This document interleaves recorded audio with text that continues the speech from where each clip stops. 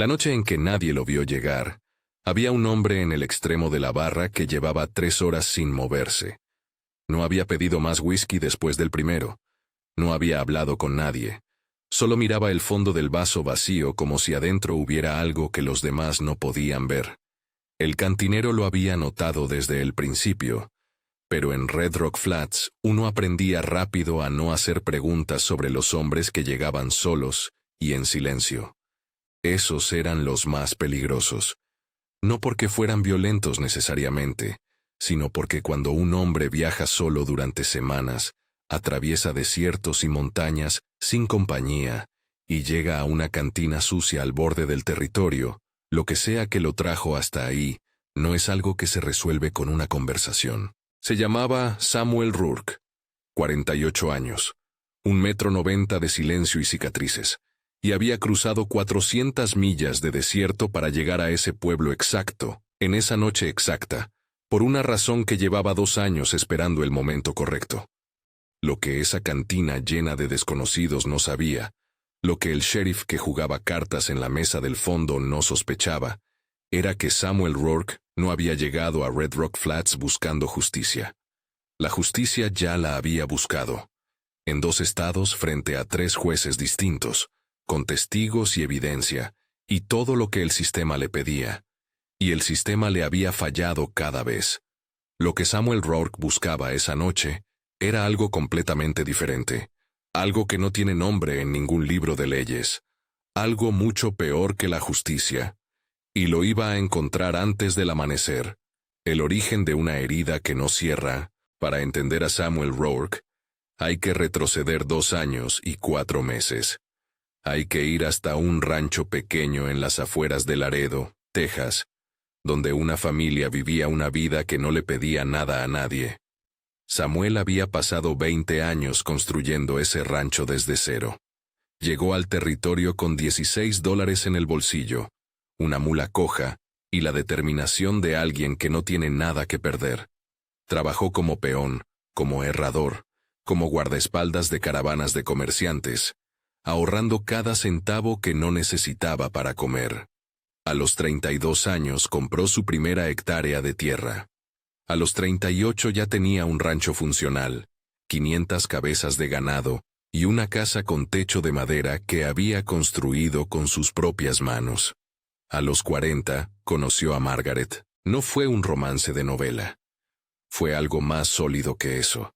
Margaret era viuda, madre de una niña de 9 años llamada Clara, y tenía la clase de serenidad que solo se desarrolla después de haber sobrevivido a algo difícil. Ella no necesitaba que Samuel la salvara. Samuel no necesitaba que ella lo completara.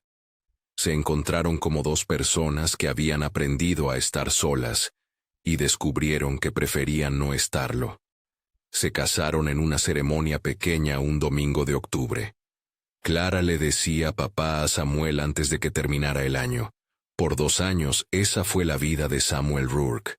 No perfecta, no sin dificultades, pero suya, completamente suya. Hasta la noche del 17 de marzo de 1877.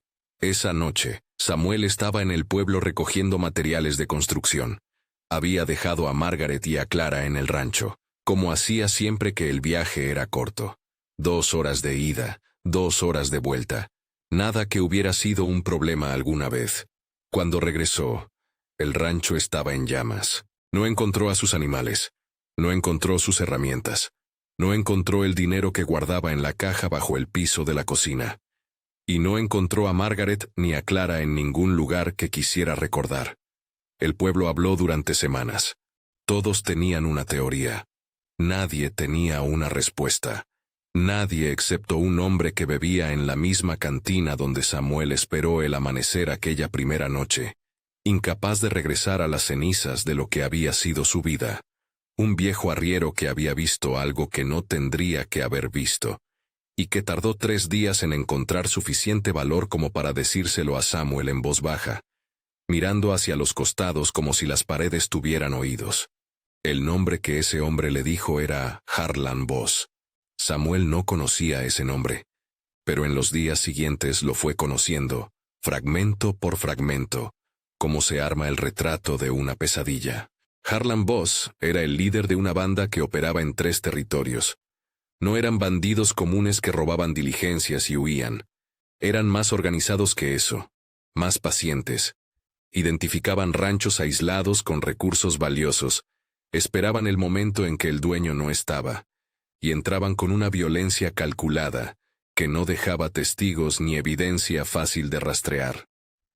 Habían hecho lo mismo en 6 propiedades distintas en los últimos 4 años. Y en todas ellas, el patrón era idéntico: fuego, silencio, y ningún rastro que un sheriff del territorio pudiera seguir con facilidad. Samuel Rourke fue al sheriff de Laredo con el nombre de Harlan Boss. El sheriff anotó el nombre, dijo que lo investigaría, y nunca más le dio una respuesta concreta. Samuel fue a la oficina del marshal federal en San Antonio. El marshal escuchó su historia, revisó el expediente del incendio, y le explicó con una paciencia que en ese momento Samuel quiso arrancarle de la garganta que sin evidencia directa no había caso posible. Buscó a un abogado. El abogado le cobró $40 para decirle lo mismo que el marshal. Y fue entonces, exactamente en ese momento, sentado en una silla de madera frente al escritorio de un hombre, que le explicaba por tercera vez por qué el sistema no podía ayudarlo, cuando algo se reorganizó dentro de Samuel Rourke de una manera que nunca volvería atrás. Dejó de buscar justicia. Y empezó a planear otra cosa. 2 años, un solo propósito. Lo primero que hizo Samuel fue desaparecer. Vendió lo poco que le quedaba del rancho, compró un caballo joven y resistente, y se fue hacia el norte sin decirle a nadie a dónde iba, ni por qué. Quienes lo conocían, asumieron que se estaba perdiendo, que el dolor lo había roto. Nadie imaginó que Samuel Rourke había tomado la decisión más fría y calculada de su vida adulta. Iba a encontrar a Harlan Boss, pero no como un hombre desesperado que corre hacia el peligro sin pensar. Iba a encontrarlo de la manera correcta, en el momento correcto, habiendo aprendido todo lo que necesitaba aprender sobre él primero. El primer año fue el año de la información. Samuel viajó de pueblo en pueblo a lo largo del territorio, haciendo preguntas que nunca sonaban como preguntas. Aprendió a escuchar. Aprendió que en las cantinas, los hombres hablan más de lo que deberían cuando llevan 4 cervezas y creen que nadie relevante los está oyendo. Aprendió que los herreros saben quién pasa por un pueblo antes que el sheriff, porque los caballos necesitan herraduras y los hombres que viajan rápido los desgastan pronto. Aprendió que los dueños de hoteles de mala muerte recuerdan caras aunque digan que no recuerdan nada. Fragmento por fragmento, conversación por conversación, Samuel fue construyendo un mapa de Harlan Boss. ¿Dónde había estado? ¿Con quién viajaba? ¿Qué patrones seguía? ¿Qué tipo de propiedades elegía? ¿En qué época del año era más activo? ¿Y en cuáles desaparecía? Descubrió que Boss tenía 7 hombres permanentes en su banda. 4 de ellos eran antiguos soldados confederados, que nunca habían encontrado una manera de reintegrarse a la vida civil después de la guerra. 2 eran hermanos de Oklahoma, que habían crecido en la pobreza, y habían tomado el camino más corto hacia el dinero. Y el 7º era un hombre apodado Diente de Plata, cuyo nombre real nadie en 3 pueblos distintos supo decirle a Samuel, pero que supuestamente era el más peligroso del grupo porque era el único que disfrutaba genuinamente de lo que hacía. También descubrió que Harlan Boss tenía un lugar donde siempre volvía. No exactamente un hogar, pero algo parecido. Un rancho abandonado a las afueras de un pueblo llamado Red Rock Flats, en el territorio de Nuevo México, donde la banda se reagrupaba después de cada operación para dividir lo obtenido y esperar hasta que el calor bajara. Con eso, Samuel tenía suficiente para el siguiente paso. El segundo año fue el año de la preparación. Samuel no era un hombre de violencia por naturaleza. Había cargado un arma toda su vida adulta porque en el territorio era necesario, no porque lo buscara, pero entendía que lo que estaba planeando requería algo más que determinación. Requería habilidad. Pasó 6 meses trabajando para un viejo cazarrecompensas llamado Dutch Hendricks, que operaba en Colorado. No lo buscó para aprender a disparar. Lo buscó porque Dutch era el hombre más metódico que Samuel había conocido jamás. Alguien que nunca se movía sin saber exactamente qué iba a encontrar del otro lado, y que había sobrevivido 40 años en un trabajo donde la mayoría no llegaba a los 10. Dutch no le hizo preguntas sobre por qué quería aprender. Samuel le ofreció trabajo duro y lealtad, y Dutch, que era viejo suficiente para reconocer a un hombre con un propósito cuando lo tenía enfrente, aceptó el trato sin insistir en los detalles. Lo que Samuel aprendió en esos 6 meses no fue principalmente sobre armas. Aprendió sobre paciencia, sobre cómo leer un terreno antes de entrar en él, sobre cómo moverse sin ser oído, sobre cómo calcular las probabilidades en situaciones donde los números estaban en contra, y donde la única ventaja real que uno podía construir era el elemento sorpresa y el hecho de que el otro no te estaba esperando. Aprendió también algo que Dutch le repitió varias veces de distintas maneras, y que Samuel no entendió completamente hasta mucho después, que el enemigo más peligroso no es el más fuerte físicamente, sino el que está dispuesto a esperar más tiempo. Cuando Samuel terminó ese periodo con Dutch, lo que tenía era un plan. No un plan impulsivo de hombre enojado. Un plan quirúrgico, con tiempos, con contingencias, con un orden específico de acciones que tomaba en cuenta cada variable que había podido anticipar.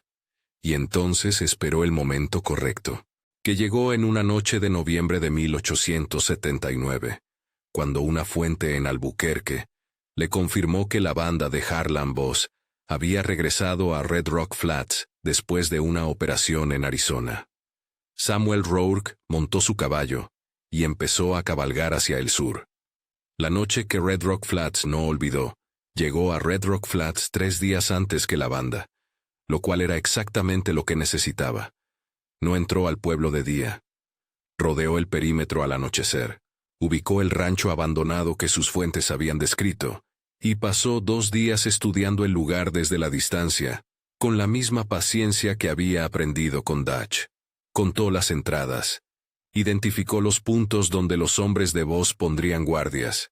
Notó que el granero del costado izquierdo tenía una pared con tablones flojos, que podían abrirse sin hacer ruido si uno sabía exactamente dónde presionar.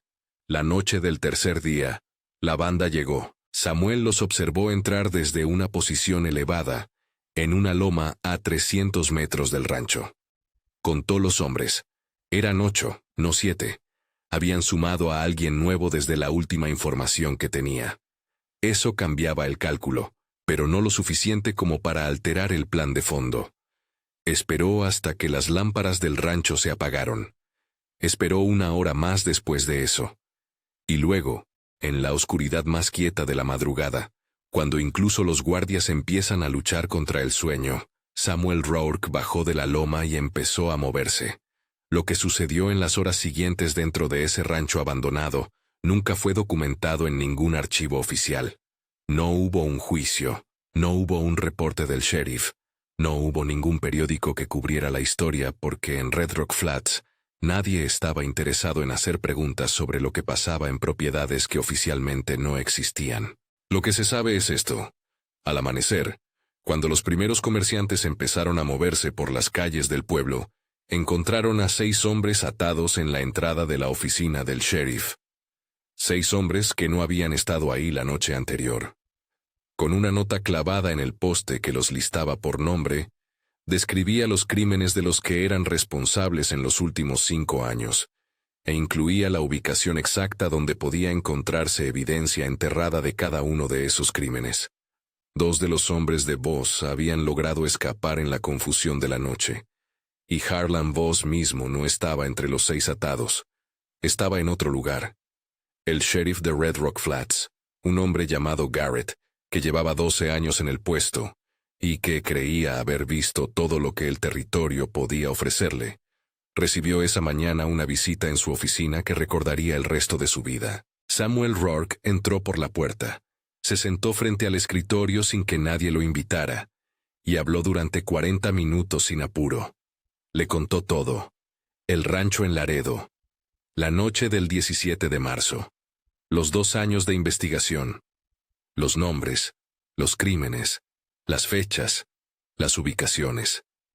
Le entregó un sobre con cartas firmadas por testigos en 4 pueblos distintos, personas que habían visto cosas y que habían estado esperando que alguien les diera una razón para hablar.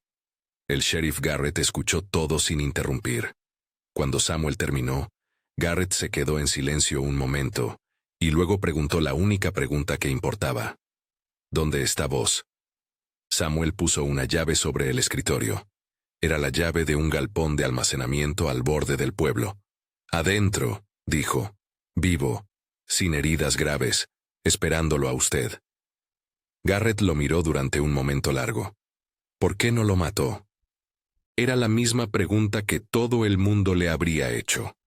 La misma pregunta que Samuel se había hecho a sí mismo centenares de veces en 2 años de planificación. Y tenía una respuesta que había tardado mucho tiempo en formular con precisión. Porque si lo mataba, todo terminaba para él en un segundo, sin dolor, sin consecuencias, sin entender nada. Y yo quería que Harlan Boss viviera. Quería que viviera el tiempo suficiente para que todos los que conoce supieran exactamente lo que es, para que sus propios hombres lo vieran reducido a eso, para que pasara el resto de su vida en una celda sabiendo que fue un solo hombre, solo, sin ningún recurso, excepto el tiempo y la determinación, el que lo encontró cuando todo el sistema había dicho que era imposible encontrarlo. Samuel se levantó, se puso el sombrero y fue hacia la puerta. Eso, dijo antes de salir, es algo mucho peor que la muerte para un hombre como Harlan Boss. Lo que quedó después. Harlan Boss fue juzgado en Santa Fe 6 semanas después. El juicio duró 4 días. La evidencia que Samuel había reunido durante 2 años de investigación resultó ser más sólida que cualquier cosa que el sistema oficial había podido construir en los 5 años anteriores en los que Boss había operado libremente.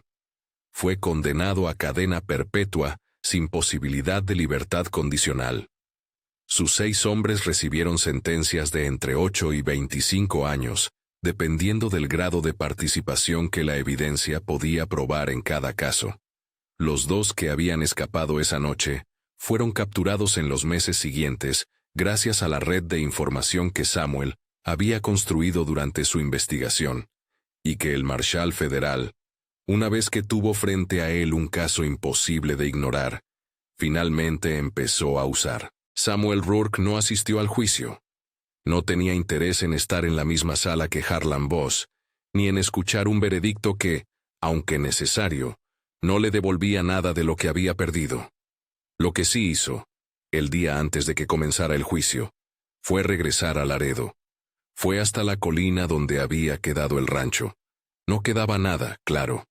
2 años de sol y viento y lluvia habían borrado casi todo rastro de lo que había existido ahí. Pero Samuel sabía exactamente dónde había estado cada cosa. La cocina, el establo, el árbol grande en el patio donde Clara había colgado un columpio el primer verano. Se quedó ahí parado un tiempo largo. No lloró, porque ese tipo de dolor ya no tiene lágrimas después de cierto punto. Solo estuvo ahí, en silencio, en el lugar donde había construido algo que valía la pena y que le habían quitado, dejando que ese silencio fuera lo que tenía que ser. Después se fue. Nadie supo exactamente a dónde. Algunos dijeron haberlo visto meses después en Colorado. Otros juraban que se había establecido en California bajo un nombre diferente. Hubo quien dijo que había regresado al territorio y que seguía haciendo lo que había aprendido a hacer, buscando información, siguiendo rastros, encontrando a personas que el sistema oficial no podía o no quería encontrar. Lo que sí quedó, lo que no desapareció, fue la historia que el sheriff Garrett de Red Rock Flats empezó a contar en cada cantina, en cada reunión del Lawmen, En cada conversación donde alguien le preguntaba si había visto cosas raras en sus 12 años de oficio, siempre contaba la misma historia. La del hombre que llegó solo, sin insignia, sin recursos oficiales, sin ninguna autoridad excepto la que se construye cuando alguien tiene un propósito lo suficientemente claro como para no desviarse durante 2 años. Y siempre terminaba la historia con la misma frase, la que Samuel Rourke le había dicho antes de salir por la puerta de su oficina esa mañana de noviembre. La justicia cierra una puerta. Lo que yo hice la dejó abierta. Y Harlan Boss va a vivir el resto de su vida preguntándose si hay alguien del otro lado. Garrett decía que nunca había entendido completamente qué significaba eso, hasta mucho tiempo después. Hasta que visitó la penitenciaría de Santa Fe años más tarde, y le dijeron, casi de pasada, que Harlan Boss era el único prisionero que dormía con la espalda contra la pared, mirando la puerta, todas las noches, sin excepción, desde el primer día. La pregunta que no tiene respuesta fácil. Hay algo en la historia de Samuel Rourke que incomoda, y es precisamente eso lo que la hace imposible de olvidar. Porque uno puede decir que hizo lo correcto, que encontró a los responsables cuando el sistema no pudo o no quiso hacerlo, que la evidencia que reunió permitió un juicio real, condenas reales, consecuencias reales para hombres que durante años habían actuado como si fueran intocables. Pero también uno puede preguntarse dónde está la línea. ¿En qué momento un hombre que toma la justicia en sus propias manos deja de ser diferente de los hombres que persigue? Si la diferencia entre Samuel Rourke y Harlan Boss es de principios o simplemente de método. Samuel nunca respondió esa pregunta, probablemente porque sabía que no tiene una respuesta limpia, que vivir con ella, con la incomodidad permanente de no saber con certeza si uno hizo lo correcto o simplemente lo que necesitaba hacer, es parte del precio de las decisiones que no tienen un camino correcto obvio. Lo que sí sabemos es esto. Harlan Boss pasó 22 años en la penitenciaría de Santa Fe, antes de morir de causas naturales en 1901. Hasta el último día, según los registros de la prisión, dormía mirando la puerta. Samuel Rourke nunca fue procesado por nada. Nunca fue buscado por ninguna autoridad. Oficialmente, lo que sucedió en Red Rock Flats esa noche de noviembre de 1879 es un caso sin resolver en los archivos del territorio de Nuevo México. Y en algún lugar de ese expediente sin resolver, entre fechas y nombres y testimonios incompletos, está la única pregunta que realmente importa. ¿Buscaba justicia Samuel Rourke? ¿O buscaba algo diferente? Algo más oscuro. Algo que el sistema nunca podría haberle dado aunque hubiera querido. Tú decides.